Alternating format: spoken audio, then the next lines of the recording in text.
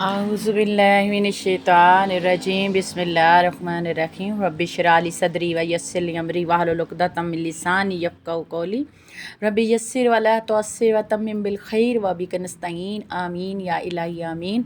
अल्लाहुम्मा फ़क्किहना फ़िद्दीन, अल्लाहुम्मा फ़क्किहना फ़िद्दीन। अस्सलामु अलैकुम नाज़रीन। सूरतुल बकरा का नाम अल बकरा यानी गाय क्यों रखा गया? इसके पीछे बनी इसराइल का एक ऐसा अजीब व गरीब वाक़या है जो हमें हुक्म इलाही के सामने सर तस्लीम खम करने का सबसे बड़ा लेसन देता है। तो आज हम इस सूरत बकरा की आयत नंबर 67 की रोशनी में ये देखेंगे कि अल बकरा गाय इस सूरत का नाम क्यों रखा गया।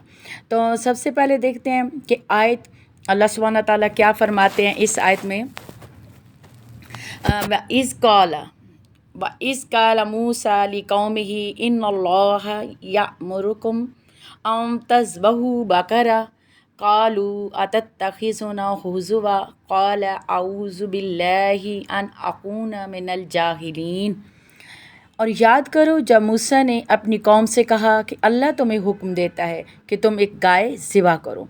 उन्होंने कहा क्या आप हमारा मजाक उड़ाते हैं? मूसा अलैहिस्सलाम ने कहा मैं अल्लाह की पनाह मांगता हूँ इस बात से कि मैं जाहिलों में से हो जाऊँ। तो ये है आयत जिसकी रोशनी में आज हमने देखना है कि अल बकरा क्या है और नाम सूरत का अल बकरा क्यों रखा गया। तो ये समझने के लिए देखते हैं इसके पीछे क्या स्टोरी है। बनी इसराइल में एक मालदार शख्स था जिसका कोई बेटा नहीं था। तो उसके भतीजे ने मालो दौलत के लालच में अपने चचा को कत्ल कर दिया और लाश को रात की तारीकी में दूसरे महल्ले के दरवाजे पर फेंक दिया। सुबह होते ही कातिल खुद मदई बन गया और दूसरे महल्ले वालों पर कत्ल का इल्ज़ाम लगा दिया। तो बात जो है वो तो फितना बन गई, फितने तक, लड़ाई तक, जंग तक पहुंच गई। तो लोग हज़रत मूसा अलैहिस्सलाम के पास आए कि आप अल्लाह के नबी हैं, अल्लाह से पूछकर बताएं कि कातिल कौन है। इतनी परेशानी यानी कि माहौल बन गया, इतनी परेशानी बन गई है तो ये मसला हल होना चाहिए, ये फितना बन गया है। तो हज़रत मूसा अलैहिस्सलाम ने दुआ की और अल्लाह सुब्हानहू ताला से इसका हल मांगा। तो अल्लाह सुब्हानहू ताला ने इस मसले का, इस झगड़े का हल क्या बताया? यही इन्नल्लाहा यअमुरुकुम अन तज़बहू बकरा, यानी अल्लाह ने क्या हल बताया?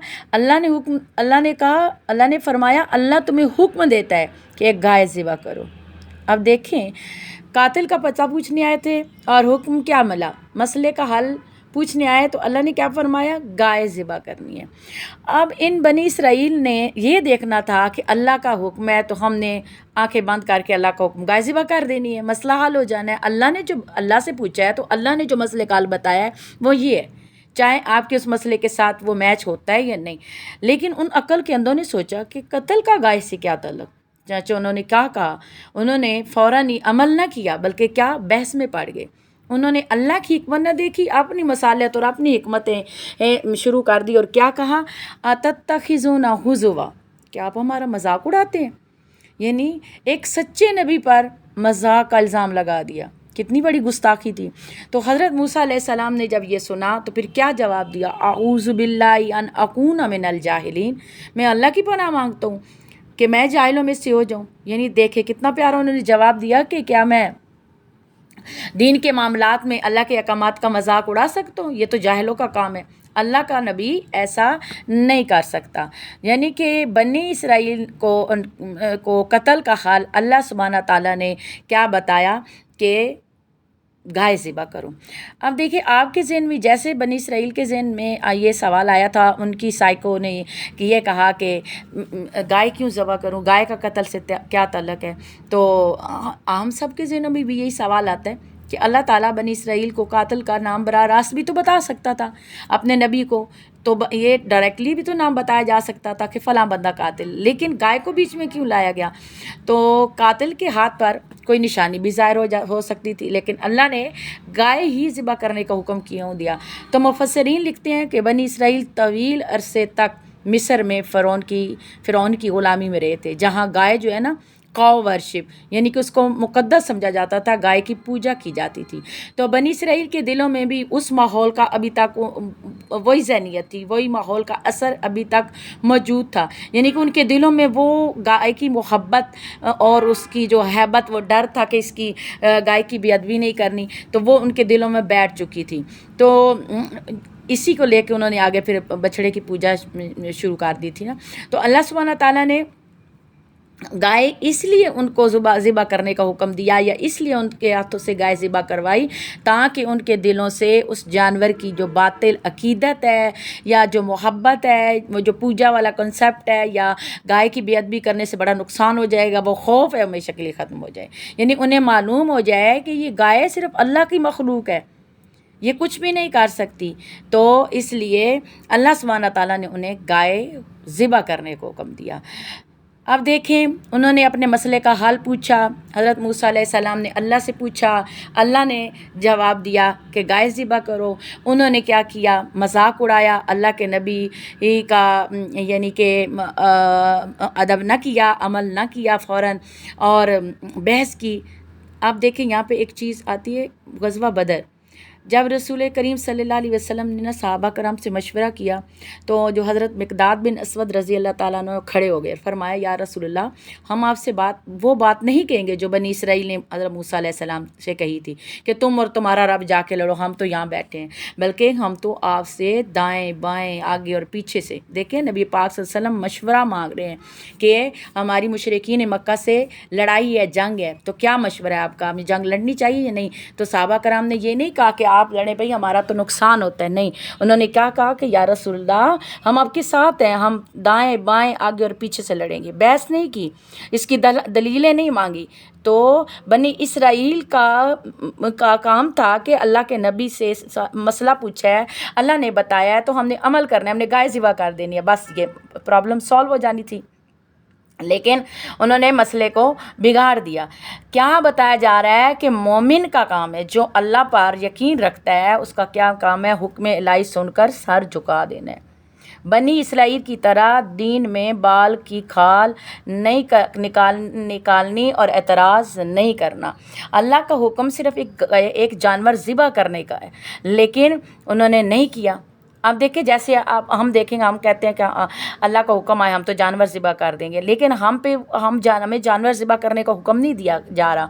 हमें क्या इस आयत के ज़रिए लेसन दिया जा रहा है कि अपने अंदर की वो ख्वाहिशात ज़िबा करो, जो नफ्स आपको कहता है ना, अमल करो, ये करो, वो करो, अपनी मर्ज़ी करो, दुनिया भी तो यही कर रही है। जो शैतान, जो नफ्स आपको कह रहा है कि फिर आगे जाएंगे तो देखा जाएगा, यहाँ पे तो एंजॉय करो, तो वो ख्वाहिशात ज़िबा करना अल्लाह की मर्ज़ी, अल्लाह के हुक्म का ताबे होना है। कभी हमारा नफ्स देखें गुमराह करता है ना कि मैं ये नहीं करूँगा, कभी कहता है क्यों करूँ, कभी कहता है इसमें क्या फ़ायदा है। तो इस तरह के सवालात लेके नहीं आने। क्या करना है, यही वो मकाम है जो हमारा इम्तिहान है, यही आजमाइश का वक्त है जब क्यों क्या के सवाल पैदा होते हैं। तो क्या करना है, हमने अल्लाह के हुक्म का मजाक नहीं उड़ाना। ख्वाहिश अगर पैदा होती है, अगर ये कह के क्यों करूँ, इसमें फ़ायदा है कि नहीं, ये नहीं देखना। क्या देखना है कि अल्लाह का हुक्म आया है तो इस पर मैंने अमल करना है।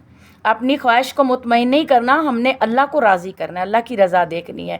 अब देखिए मूसा अलैहिस्सलाम ने क्या जवाब दिया, आऊज़ु बिल्लाह, मैं अल्लाह की पनाह मांगता हूँ कि जाहिलों में से हो जाऊँ। तो यानी एक जब अल्लाह की तरफ से हुक्म आ रहा है तो हमने गुस्से से जवाब नहीं देना, सुस्ती नहीं करनी, कायली नहीं करनी, सवाल बहस में नहीं पड़ना। क्या करना है, हमने अक्ल से काम लेना है और अमल करना है। हमारे अंदर अल्लाह ने हमें क्या दिया है, एक तरफ अक्ल है और हदायत है, दूसरी तरफ नफ्स की ख्वाहिश है।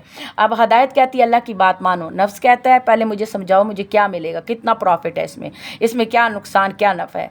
तो फिर जब हदायत कहती है ना छोड़ दो इन चीज़ों को, नफ़ा नुकसान नहीं देखो, अल्लाह की रज़ा देखो, तो नफ्स कहता है मुझे नहीं, ये तो मुझे चीज़ें बहुत पसंद है, मैं कभी भी नहीं छोड़ सकती, या तो मुझे इसका कोई फ़ायदा बताओ। तो हदायत कहती है माफ़ कर दो, नफ्स कहता है नहीं, पहले उसने माफ़ी मांगे।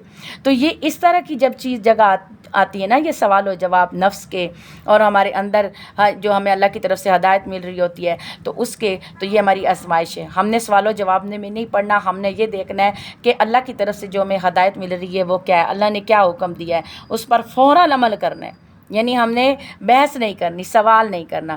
تو یہی دیکھیں ہمارے لیے بھی یہی پیغام ہے کہ ہم کبھی کبھی ایسا کرتے ہیں. قرآن ہمیں کہتا معاف کر دو، ہم کہتے ہیں اس نے میرے ساتھ برا کیا، نہیں میں نہیں معاف کر سکتی، اس کی باتیں میں بھلا نہیں سکتی. قرآن ہمیں کہتا اللہ پہ توکل کرو، تو میں کہتی ہوں نہیں اگر میرا کام نہ ہوا تو میں کیسے توکل کر لوں، ہو سکتا ہے یہ نہ ہو، تو میں شک میں پڑ جاتی ہوں. قرآن کہتا ہے نماز قائم کرو، تو میں کہتی ہوں میرے پاس ٹائم نہیں ہے، میں کیسے نماز قائم کروں. قرآن کہتا ہے حرام سے بچو، نفس کہتا ہے نہیں صرف ایک بار اس کے بعد نہیں. تو یہی وہ مقام ہے جہاں پہ یہ آیت 67 ہمارے دل کے سامنے آئینہ رکھ دیتی ہے اور ہمیں کیا سکھاتی ہے. گائے ذبح کرنے کا واقعہ ہمیں کیا سکھاتا ہے کہ اللہ کے راستے میں سب سے مشکل قربانی کبھی کبھی باہر کی چیزیں نہیں، اندر کی چیز ہوتی ہے. اپنے اندر کے نفس کو قربان کرنا ہے، اپنی ضد کو قربان کرنا ہے، اپنی انا کو قربان کرنا ہے، اپنی خواہشات کو اور ناجائز خواہشات کو قربان کرنا ہے. اور میں جانتی ہوں اس کیفیت کو قربان کر، مجھے پتہ ہے، مجھے نہ سکھاؤ، اس چیز کو قربان کرنا ہے. اور سب سے بڑھ کر اپنی مرضی کو اللہ کی مرضی کے سامنے جھکا دینا ہے. تو یہی حقیقی بندگی کی طرف سفر ہے. تو آج ہم نے اپنے آپ سے سوال کرنا ہے کہ اللہ کا کون سا حکم مجھے مشکل محسوس ہوتا ہے، اور میں کیا اس حکم کے سامنے دلائل رکھتی ہوں یا اپنے دل کو جھکا دیتی ہوں. اور پھر تیسرا سوال کرنا ہے کہ میرے اندر کون سی ایسی خواہش ہے جسے اللہ کی رضا کے لیے ذبح کرنے کی ضرورت ہے، کیا میں اسے قربان کر سکتی ہوں. تو یہی چیز ہے، یہی ہماری اس آیت میں ہمارے لیے اصلاح ہے. یہ کہانی ہمارے اپنے دل کی کہانی ہے. جب اللہ کا حکم آئے تو ہمارا رد عمل کیا ہونا چاہیے؟ لبیک یا اللہ.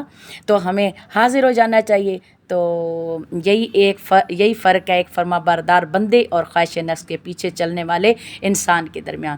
تو اللہ سبحانہ تعالیٰ سے ہماری یہ دعا ہے کہ اللہ سبحانہ تعالیٰ میں ایسا دل عطا فرمائے جو اس کے حکم کو سن کر بحث سے پہلے اطاعت کی طرف بڑھے، اور ایسا نفس عطا فرمائے جو اللہ کی رضا کے سامنے جھک جائے. اور اللہ سبحانہ تعالیٰ ہماری ان کاوشوں کو قبول اور مقبول فرمائے. آمین. وما علینا الا البلاغ المبین.